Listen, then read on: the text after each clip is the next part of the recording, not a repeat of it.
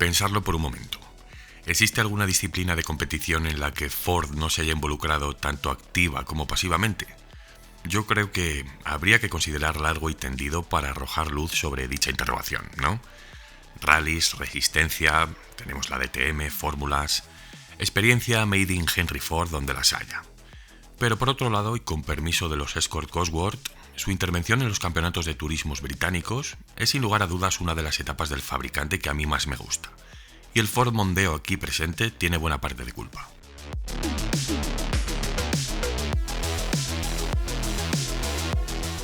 A lo largo de los años 90, Ford tuvo tiempo de preparar diversos programas para el campeonato británico, con notables motores de 4 cilindros arrasando la serie, motores que en mi opinión eran y son el producto estrella del viejo continente, a falta de la siempre impracticable distribución por estos lares de sus variopintos V8. Véanse los Coyote, los Cleveland o incluso los Power Stroke alimentados por el ahora combustible maldito. En definitiva, un inalcanzable mundo maquinal con el 8 como protagonista a tan solo un océano de distancia. Casi nada, ¿eh? Y nosotros aquí hasta bien entrados los 80 babeando con los Crossflow de 1,6 litros. Y tan felices, oye, ¿eh? Pero bueno, vamos al turrón porque ninguno de los aquí citados tiene lugar en esta historia.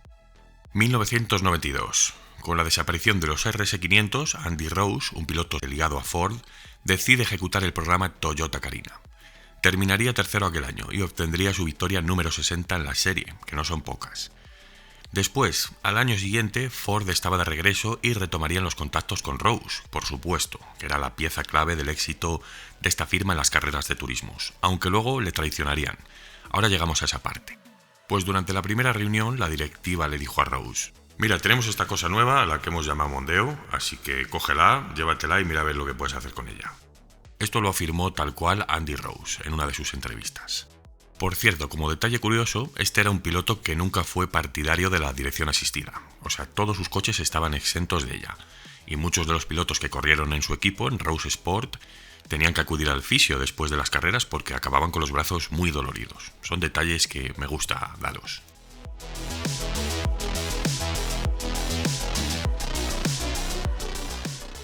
En aquel entonces el reglamento Super Touring rezaba que se podía utilizar cualquier motor que un fabricante presentase en su gama. Es decir, no hacía falta que las motorizaciones estuviesen directamente ligadas al modelo para poder ser homologadas en la serie, como sucedió en tiempos ulteriores.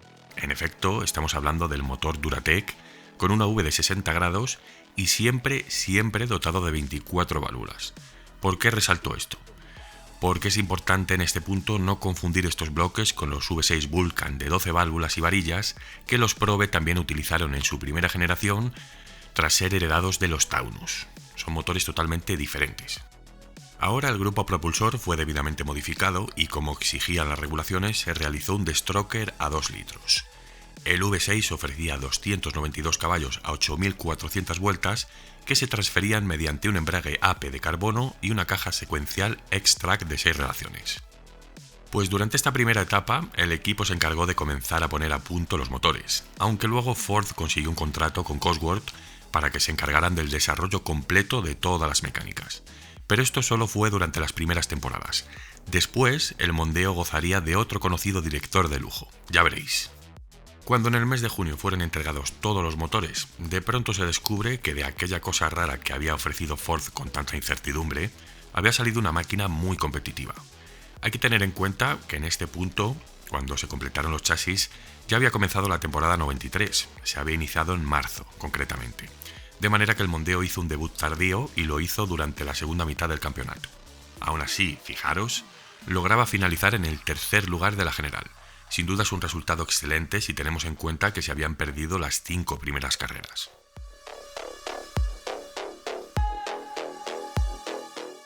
Rose Sport había reclutado a Paul Radisich, que vino desde Nueva Zelanda para hacerse con 3 victorias y ocupar aquel premonitorio tercer lugar. Y al año siguiente, 1994, volvería a repetir el proceso. Aquel año Andy Rose, tras 22 años corriendo la serie, se retiraba para dedicarse exclusivamente a la gestión del equipo, y Kelvin Bart sería contratado como su relevo. Algo muy curioso de este proyecto es que Rose Sport había estado trabajando en una mula de pruebas cuya potencia iba dirigida al tren posterior, un Mondeo de propulsión trasera. ¿Os imagináis lo soberbio que habría sido esto? ¡Buah! Al parecer, bajo esta configuración el coche no era lo suficientemente rápido, debía de revelar algunas carencias, y esto hizo que el equipo abandonara la idea para retomar la condición natural de tracción delantera que presentaba el Mondeo. Esto casi le cuesta al equipo el fichaje de Paul Radicic. El neozelandés había firmado para correr con un coche de propulsión trasera y se veía en junio, con la temporada iniciada, y ahora con una berlina experimental de tracción delantera. Vamos, que el proyecto no le hacía ninguna gracia, no estaba nada contento. Estuvo a punto de hacer las maletas para regresar a Oceanía. Entre tanto, el equipo descubrió enseguida que el Mondeo era demasiado pesado. Así que Ford abrió la línea de producción un domingo para construir y enviar 30 chasis especiales a las instalaciones de Rose Sport. Redujeron el espesor del metal en todos los paneles y quitaron todo lo que no era necesario, refuerzos contra las puertas, muchos soportes y demás. En la BTCC de entonces se disfrutaba de un reglamento relativamente liberal, algo que llevó a popularizar esta clase de una manera exponencial. Los Super Touring, como entonces los llamaban, eran tratados por célebres nombres como TUR, Williams o ABT, y algunos pilotos de renombre comenzaron a migrar desde disciplinas teóricamente más importantes a la organización de las Islas Británicas.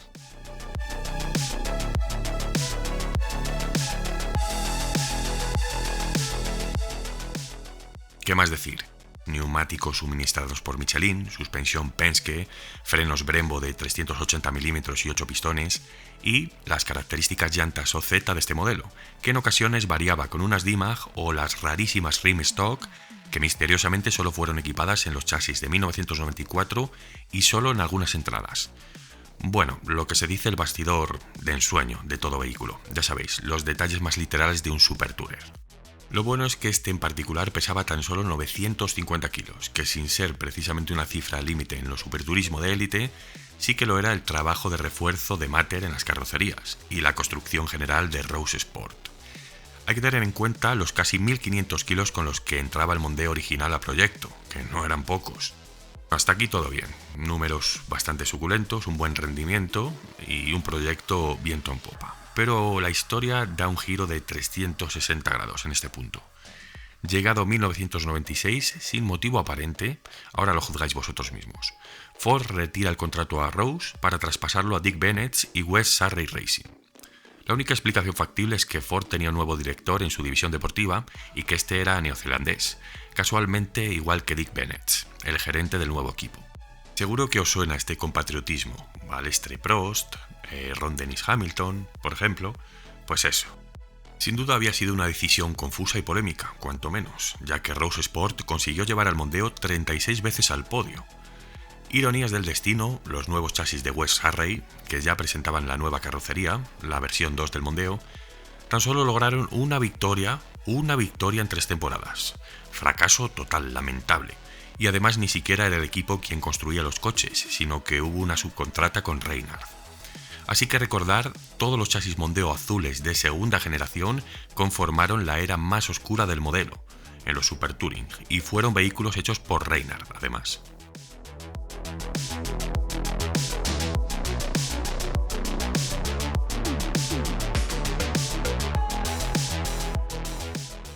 Bueno, pues esto, como os he dicho, era un desastre. Pero era un desastre hasta la aparición de ProDrive. Es oír este nombre y a muchos se nos ponen los dientes largos, ¿verdad? Esto fue en la temporada 1999, con el nuevo milenio a punto de descorcharse. El efecto 2000, ¿recordáis? Las profecías, las caídas tecnológicas, y si el mundo seguía, en 2020 los coches serían voladores. Pues este sería el último lote de Ford Mondeo que iba a competir en la categoría, y todo él fue destinado a los de Banbury. Este Mondeo no es más que otra de esas maravillas de las carreras, y no por mis subjetivas afirmaciones, sino por sus resultados teóricamente inmediatos. Los ingenieros de la casa de George Howard Chappell y David Laporte trabajaron para diseñar y ensamblar uno de los superturismos más sofisticados del campeonato, si no el que más. Sin escatimar en gastos, se gestaron hasta 4 chasis para la campaña de 1999. Durante el invierno, ProDrive había estado haciendo los deberes, labrando con el mayor de los mimos algunas de las piezas del nuevo Mondeo. Se habla de pistones que tenían un precio superior a los de la Fórmula 1. Se habla de un fondo plano y de un motor con una posición tan baja y tan atrasada que los ejes de transmisión tuvieron que ser adaptados para dejar hueco a este. El puzzle fue tan complejo que la transmisión ahora descansaba sobre el cárter, entre las dos bancadas. Hablamos de un presupuesto que en el año 2000 se fijó en torno a los 10 millones de libras, básicamente más de 10 millones de euros actuales, para un equipo de Super Touring, locuras que solo pasaban antaño. Y luego nos preguntan por qué nos gustan más las carreras de antes. Vaya. Un buen puñado de chasis fueron enviados a ProDrive para comenzar con todas las labores. Pero ojo, no eran chasis nuevos y relucientes, no. Eran chasis oxidados, de los que estaban a la intemperie. ¿Y por qué? Porque estos procesos volverían a repetirse para reducir el grosor del metal y quitarle hierro al asunto. Nunca un refrán había sido tan adecuado. Las aletas delanteras ensanchadas estaban construidas en aleación y solo tenían 2 milímetros de grosor, y las llantas OZ de 19 pulgadas eran de magnesio. Se intentó recortar tanto el peso que las carrocerías fueron pintadas directamente en chapa viva, sin imprimación.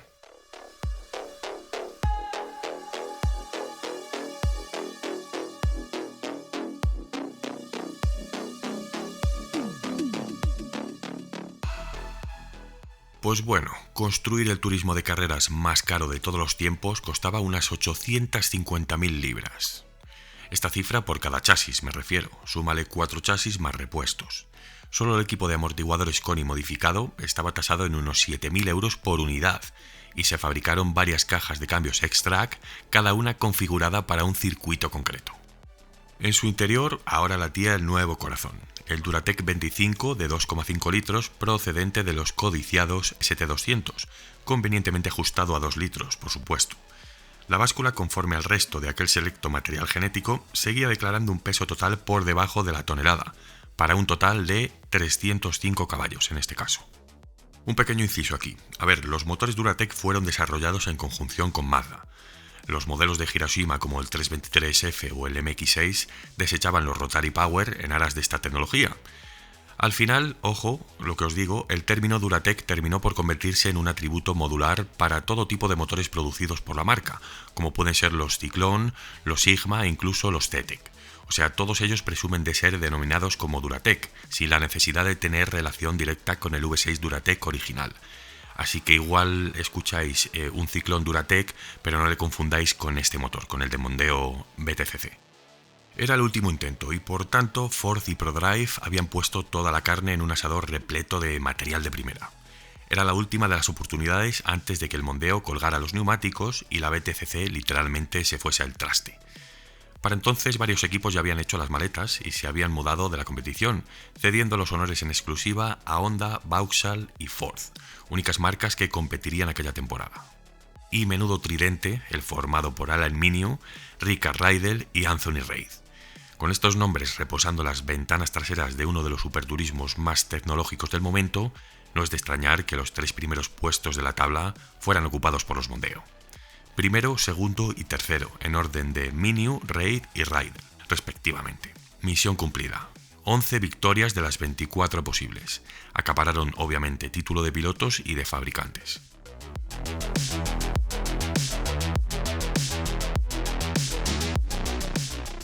¿Y anécdotas destacables en torno al Mondeo? Pues por supuesto que las hay. Por ejemplo, al final de la temporada 93 llegó para correr con el equipo la estrella de Fórmula 1 Nigel Mansell, nada menos, ¿eh? Se trataba concretamente del Toca Shootout en Donington Park. Recordar que entonces Nigel Mansell era el actual campeón de IndyCar y el año anterior había sido campeón del mundo de Fórmula 1, por lo que esto era todo un espectáculo. Pero, ojo aquí, los turismos no eran lo mismo. Os contaré esta historia aparte porque la verdad queda para un vídeo. Os contaré todo el proceso de Nigel Mansell en Ford, en la BTCC. Y con el Mondeo, Paul Radicis, otro piloto que hemos mencionado ya antes y que estaba acostumbrado ciertamente a los monoplazas, se proclamó campeón de la Copa del Mundo de Turismos durante la temporada 93 y la 94. El neozelandés corrió en circuitos en los que realmente no contaba con ninguna experiencia, y aunque el Mondeo no era el turismo más rápido en las rectas, sí que marcaron un excelente rendimiento en las curvas, donde el par del V6 ofrecía una buena resolución, especialmente en las chicanes. El piloto declaró que era algo similar a pilotar un Fórmula 3. Bueno, el Ford Mondeo. La verdad que un modelo precioso en versión Super Touring y en versión de fábrica el MK2 a mí me gustaba mucho personalmente. El ST era precioso. Este fue el modelo que elegisteis en las encuestas de Instagram hace tiempo para que llegase al canal, así que en los próximos días se abrirá una nueva votación para que elijáis al siguiente. Ya sabéis, os recomiendo seguirme por allí porque en las historias siempre adelanto los próximos vídeos, podéis verme personalmente respondiendo vuestras preguntas, subo detalles sobre mi colección, un post diario con mucha info, hacemos las encuestas, bueno, un montón de cosas. Actualizada ya la lista de miembros, agradeceros como siempre toda vuestra participación con el canal. Gracias por cada mensaje, cada sugerencia. Últimamente estáis sembrados, me estáis dando unas ideas brutales y simplemente gracias por estar aquí. Esta semana creo que llegan otra vez los GT1. Llevamos el pedal a fondo. Nos vemos, Masters.